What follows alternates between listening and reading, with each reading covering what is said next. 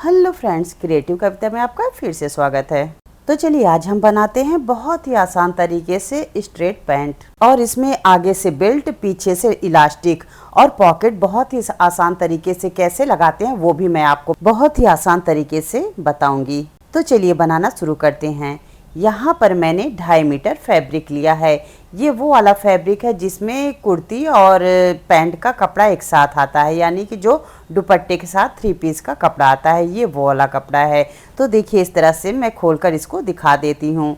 अब हम सबसे पहले क्या करेंगे, इसको 2 फोल्ड में फोल्ड करेंगे। देखिए इस तरह से फोल्ड वाला साइड हमारी तरफ रहेगा। तो इस तरह से ऊपर से लेकर नीचे तक हम इस तरह से 2 फोल्ड कर लेंगे। इतना आपको समझ में आ गया होगा। अब जो फैब्रिक का नीचे वाला भाग है 2 फोल्ड में, उसको इस तरह से ऊपर ले आकर हम रखेंगे। हमें दोनों के बीच में 2 इंच का अंतर रखना है। तो सबसे पहले हम क्या करेंगे कि ये जो ऊपर नीचे कपड़ा है ना, एक सा इसको कर देंगे। ऐसे कैंची से काट कर हम एक सा कर देंगे। ऊपर नीचे कपड़ा नहीं होना चाहिए और हमें इन दोनों फैब्रिक के बीच में 2 इंच का गैप रखना चाहिए। तो नाप कर देख लेते हैं। अब हम सबसे पहले इसके लेंथ का निशान लगाएंगे। तो पैंट का रेडी लेंथ है 35 इंच। 2 इंच का मार्जिन देंगे तो हो जाएगा 37 इंच। 37 इंच पर इस पर निशान लगा देंगे। अब इस निशान को हम आगे बढ़ा देंगे और 2 निशान यहाँ पर भी लगा देंगे। अब देखिए जो खुला वाला भाग है वो हमारी तरफ है, तो वहाँ पर हम 1 इंच का इस तरह से निशान लगा देंगे, क्योंकि जो किनारी वाला हिस्सा है उस किनारी को हमें वहाँ पर निशान नहीं लगाना है। नहीं तो जब हम इसको सिलेंगे तो खिंचाव आएगा। तो वो जो किनारी वाला हिस्सा है उसको हम हटा देंगे, इसीलिए हम इसका निशान लगा रहे हैं। अब नीचे जो लेंथ का निशान लगाया है ना, वहाँ पे इस तरह से लाइन खींच देंगे और इसको हम जितना बचा हुआ कपड़ा है इसको काट कर निकाल देंगे। अब ऊपर जहाँ पर 2 इंच का निशान लगा है वहाँ पर बीच में एक लाइन खींच देते हैं, जैसे आपको पता चले कि कौन सा बैक है और कौन सा फ्रंट है। अब चलिए सबसे पहले हम फ्रंट वाले हिस्से में निशान लगाते हैं।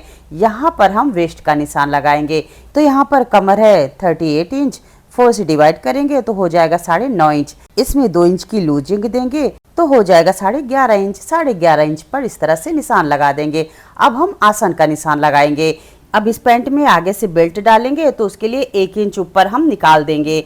1 इंच छोड़ने के बाद हम आसन का निशान लगाएंगे। अब आसन का निशान लगाने के लिए हमें हिप का मेजरमेंट चाहिए। तो हिप यहाँ पर है 45, उसको 4 से डिवाइड करेंगे तो हो जाएगा 11.5 इंच। इसमें 2 इंच की लूजिंग देंगे तो हो जाएगा 13.5 इंच। 13.5 इंच पर निशान लगा के इस तरह से लाइन खींच देंगे। अब जहाँ से आसन का निशान लगाए वहीं से 3 इंच का निशान और लगाएंगे और फिर इस तरह से राउंड शेप दे देंगे। अगर आपके पास कर्व स्केल है तो उससे दीजिए, नहीं तो हाथ से भी बड़े आराम से दे सकते हैं। बीच से 1.5 इंच का निशान लगा के इस तरह से राउंड शेप दे सकते हैं। अब नीचे हम बॉटम का निशान लगाएंगे। सबसे पहले किनारे से 2.5 इंच का एक निशान लगाएंगे। ये सभी साइज के लिए है। अब जहाँ पे 2.5 इंच का निशान लगाया वहीं से बॉटम का निशान लगाएंगे। तो यहाँ पैंट का बॉटम है 8 इंच, 1 इंच की लूजिंग देंगे तो हो जाएगा 9 इंच। 9 इंच पर इस तरह से निशान लगा देंगे। अब जितना हमने आसन का निशान लगाया है यहाँ पर, उतना ही दूसरी तरफ भी 13.5 इंच का निशान लगा देंगे। अब इस तरह से आपके पास अगर लेग शेपर है तो उससे बहुत अच्छा पैंट का निशान लगता है। अगर आपके पास है तो इससे ज़रूर लगाइएगा। अगर आप सिलाई करते हैं तो ये ज़रूर खरीद के रखिए। अब इस तरह से हम गहराई वाले हिस्से को इस तरफ रखेंगे बाहर की तरफ और इस तरह से लाइन खींच देंगे, निशान लगा देंगे। अब इसको दूसरी तरफ पलटेंगे और ठीक इसी तरह से दूसरी तरफ भी हम इसका निशान लगा देंगे। और अगर आपके पास लेग शेपर नहीं है तो इस तरह से हाथ से भी आराम से इसमें निशान लगा सकते हैं।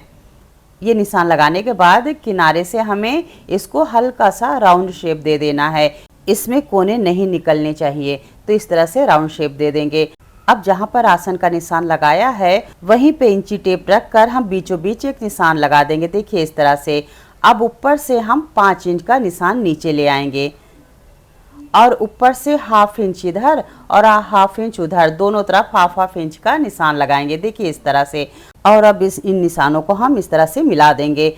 अब ये फ्रंट का निशान कंप्लीट हुआ। अब हम बैक में निशान लगाएंगे। तो सबसे पहले ऊपर इस तरह से लाइन एक खींच देंगे। अब जहां पर आसन है वहां से ऊपर लेते हुए नीचे इस तरह से तिरछी लाइन बना देंगे। अब जहां पर राउंड शेप दिया है आसन का, वहीं से 2 इंच का एक निशान लगाएंगे, नीचे से 1.5 इंच का निशान लगाएंगे। अब इन निशानों को हम इस तरह से मिला देंगे। फिर उसके बाद जहां पर 3 इंच का निशान लगाया था फ्रंट में, वहां से सीधी लाइन ऊपर तक खींच देंगे। इसके बाद जैसे फ्रंट में राउंड शेप दिया था उसी तरह बैक में भी राउंड शेप दे देना है। निशान कंप्लीट हुआ, अब इसकी हम कटिंग कर लेंगे।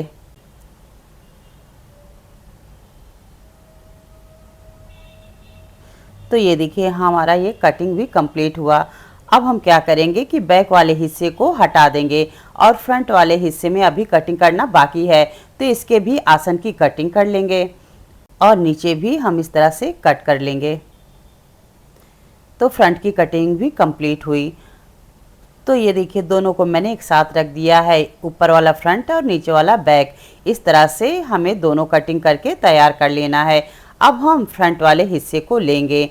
सबसे पहले हम इसकी सिलाई करेंगे। तो सबसे पहले हम फ्रंट वाले आसन की सिलाई करेंगे और इसके टक्स की सिलाई करेंगे। दोनों तरफ जो हमने टक्स डाला हुआ है ना, उसकी सिलाई करेंगे। तो चलिए मैं इसको सिलकर दिखाती हूँ। तो ये देखिए मैंने फ्रंट वाले आसन को सिल लिया है और दोनों तरफ टक्स भी डाल दिया है।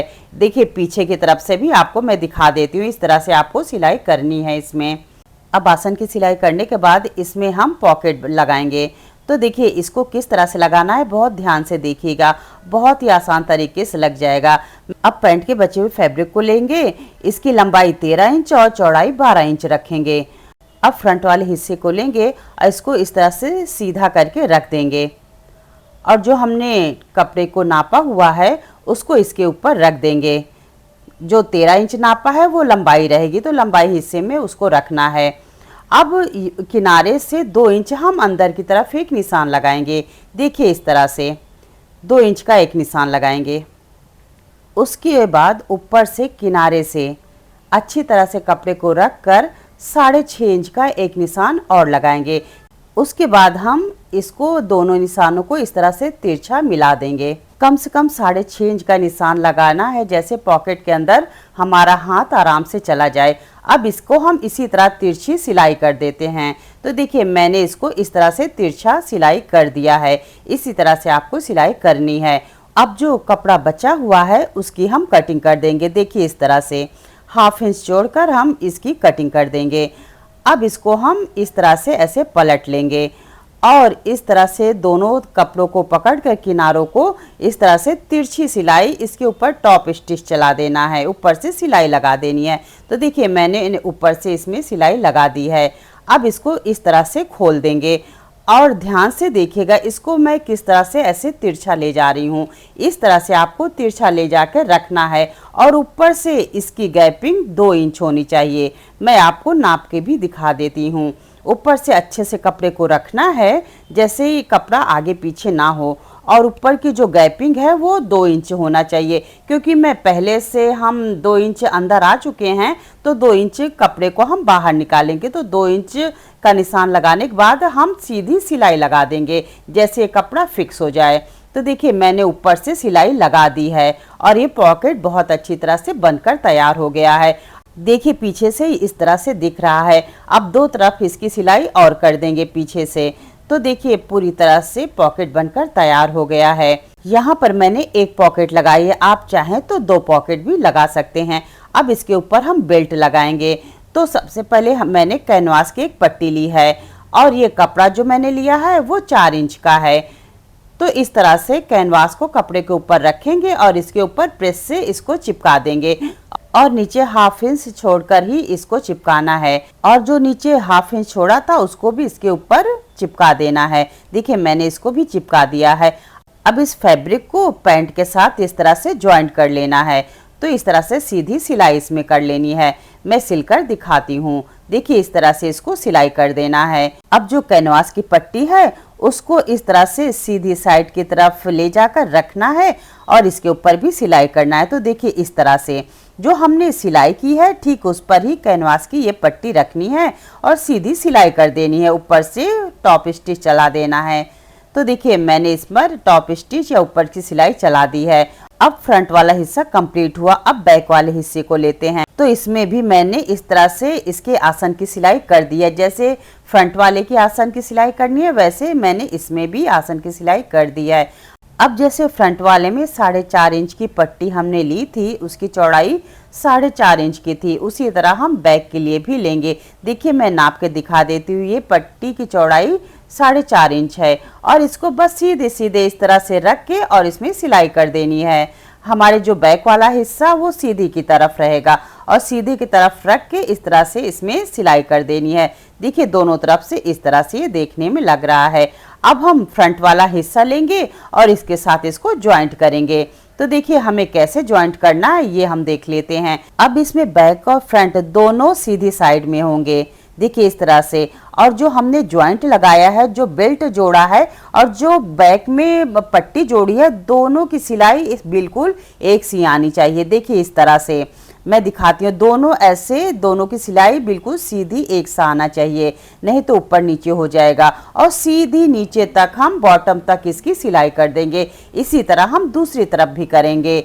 देखिए इस तरह से दोनों सिलाई को आपस में ऐसे जोड़ते हुए और हम सीधी सिलाई बॉटम तक कर देंगे। देखिए मैंने यहाँ पर इसकी सिलाई कर दी है नीचे बॉटम तक, और इस तरह से आपको सिलकर इसको तैयार करना है। फ्रंट और बैक को इस तरह से ज्वाइंट करना है। अब हम बेल्ट को नाप लेते हैं कि ये कितना है।